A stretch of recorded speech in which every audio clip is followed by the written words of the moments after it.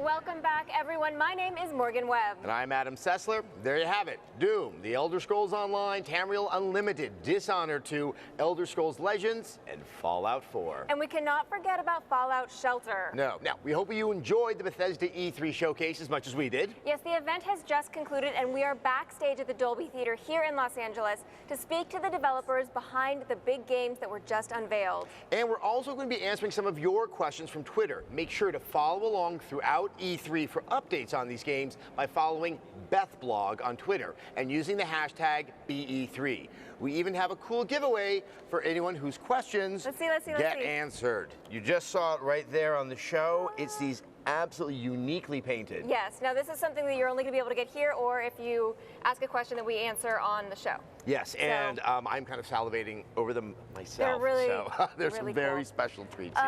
All right, guys, we're going to kick things off with one of the all-time classics that is back in a big way. We've known that Doom has been in the works, but tonight the whole world finally saw it unveiled in all of its brutal glory. Now, along with everything they showed on stage, I'm told we even have a brand new trailer that we're debuting right here in the post-show. So let's take a quick look.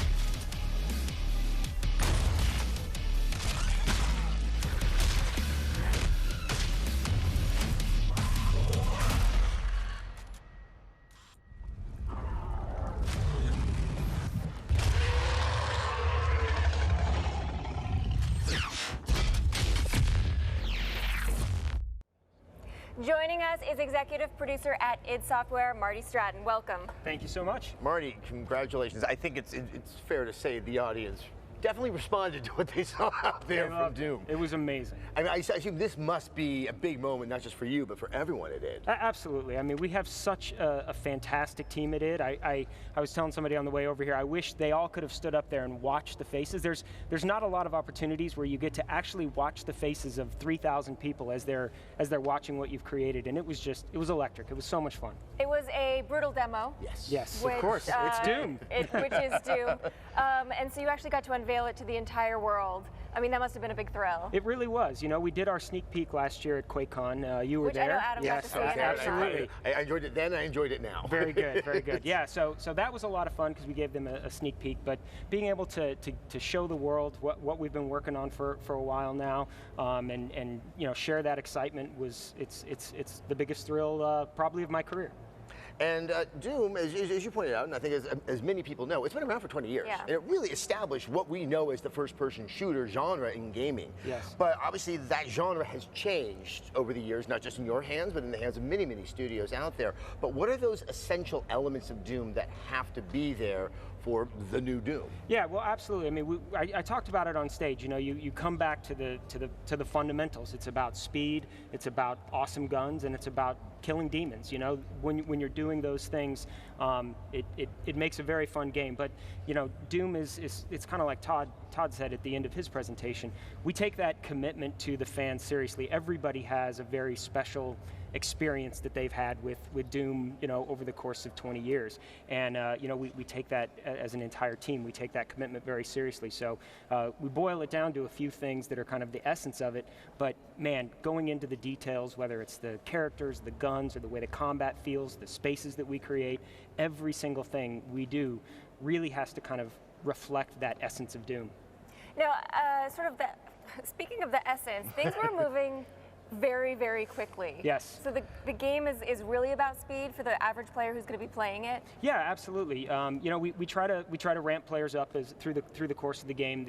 The first level that people saw was actually pretty early in the game, like the second area. So it's you know, a little bit more approachable, and then that hell level is about halfway through. So it gets a little bit more chaotic. You're using your speed and your movement quite a bit. You noticed a double jump mechanic that we have, and a mantling. It happens really fast, just like you would expect from Doom movement. And of course, you can carry all your weapons with you. You probably noticed the weapon wheel with the slow-mo. We were looking for a way for you to be able to have that massive pack of guns, but able to access them really, really quickly with the controller. So. And you don't ever stop the game. You just slow it down. Just slow it down. You can't really sit in your wheel. Still need to know what you want to do. You still need to know what's happening, right? Yeah, you'll still take a fireball in the head once in a while. So I kind of noticed there are very few objects that seem to be at waist height. You're not going into cover behind them, and more importantly, I talked about this when I saw it at QuakeCon. You're not moving back much, which is also very. It's a common motif for a lot of games where there's a lot of enemies. Are we going to see any of that in the course of this Doom? No, not really. I mean, we really build our spaces. We call them combat arenas. We think of it a lot like playing a multiplayer game, like an arena multiplayer game. We enter these big combat spaces. We give you lots of room to move around. We let you use your speed, but we're really not trying to drive the player into combat much at all. We started kind of this Doom with the idea of what we called push forward combat, and we didn't want the player to feel on their heels at all. We didn't, you know, we're not letting you regenerate your health when you hide. You actually get health from killing enemies. So you're down to 1 health. You want to kill that enemy and run over there and get that health that he drops. You have to play the game to be able to keep playing the game. You have to play the game, and that's the fun. I mean, Doom is about killing demons and playing the game. There's almost a kind of just a juvenile fun to the way it works and the way our enemies work and the way the guns work, and it becomes this kind of ballet of combat that is really fun. We use the term at the office a lot. You're like Bruce Lee on a skateboard with a shotgun, and that's kind of, you know, we almost have like these skate parks that players kind of can jump through and run through and really use their speed and their mobility to their advantage, just like the original Dooms. And with this idea of trying to always go forward, is that offering you guys a new way to sort of rethink level design, or sort of liberate you from certain, I think, concepts that are around level design? Yeah, I think, you know, our designers, you know, they're a great group, and they're very also inspired by Doom. The way that you create space when you're moving fast. We kind of use the thing, if you're going to make me a Ferrari, don't put me in a parking garage to let me drive around. You know, give me an open track, give me space to move around and really show off my performance. So our designers take that seriously. We kind of design the game in these kind of these arena spaces connected with areas that you can go and explore for, you know, different. You saw some weapon mods and other little goodies, bigger health, and a bunch of other stuff that we'll probably talk about much more down the road. But yeah, it's all very much inspired by the way that Doom felt. You know, you got out there and you ran and you moved forward and you cleaned house. With the weapons, which we should definitely talk about, I mean, Doom is definitely all about weapons. What kind of attention did you pay to sort of the look, the feel, the history of them? You know, really everything. I mean, we again, it's an attention to detail, and it's a respect for the franchise. You know, I have to give our art director Hugo Martin a lot of credit, and our amazing art team. When you look at the weapons, and when you look at the characters, for that matter. You know, you see these guys when they're doing the concepts for them or the models for them. Oftentimes they have the original up and then the concept for the new enemy, and it's always about, you know, kind of what was great about that original character, and then how do we modernize it? How do we make it feel fresh and new? And the guys are they're just so talented. We have such a great team. Got to give all the credit to them, and it goes into every detail. The teaser that we released and even the beginning of the trailer shows these guns up super close, and that is not CG. I mean, that's how the guns look. If you pull the camera away, our trailer company did a great job, and they just go in with the camera and go in really close on them. So every detail is meticulously rendered, and we're using a brand new rendering engine that's fantastic. So every detail is covered in everything we do. And I'm glad that you said that, because there had been some questions on Twitter whether or not that was actually in game, or whether or not that, which is a surprising question, I think, for the content. But I mean, I think it really is a testament to the way the game looks. Absolutely, and we always want to show everything we can in engine, and again, we've developed an entirely new rendering engine that's built specifically for Doom. Very dynamic, very beautiful. Allows us to get a lot of color, a lot of smoke, reflections. It's a physically based renderer. Dynamic lighting. It's a big step away from what we had with id Tech 5. Great engine in and of itself, but really this is custom built for Doom. And since we are talking about the technical, one of the big questions that has been out there is, you've probably heard it many times. It's a shooter. What is the frame rate that you guys are aiming for? The what? The frame rate. Oh, I'm sorry. It's 1080p, 60 frames a second. I don't think we've ever done a game less than. I was about to say, you guys are in. You have certain goals for what you do. And our program, I mean, our technical team is fantastic. We aim high and they always deliver. So they're going to deliver again.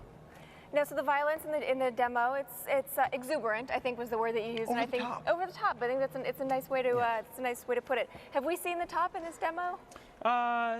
I don't know. We probably still have some surprises Get some left. tricks up your sleeves. But it's taking, again, even like if you saw the Mancubus death, our animation team kind of came with this idea of like those classic deaths of the enemies. The Mancubus, when he dies, he kind of falls apart in this puddle of a few pixels are falling out of him. Yeah, exactly. So what they did again is they took that essence and they recreated it in our new engine. So you'll see a lot more of that kind of thing, and of course the chainsaw does a plenty good bit of damage as well. I mean, is there just a collection of demented minds? It's like, go in the room and come out with some really interesting ideas. It's actually, I always say it's one of the best things of working in games and even working at id. Like, we can have a meeting about how we're going to rip the arms off of a zombie and beat him to death with them, or have your own arms ripped off. That actually is a real thing that happens in the game. When that Revenant attacks you and rips your arms off, that's one of kind of the player deaths that we have. I have a whole collection. I see a lot of that. I probably will also. It is a game of skill. So. Yes. How do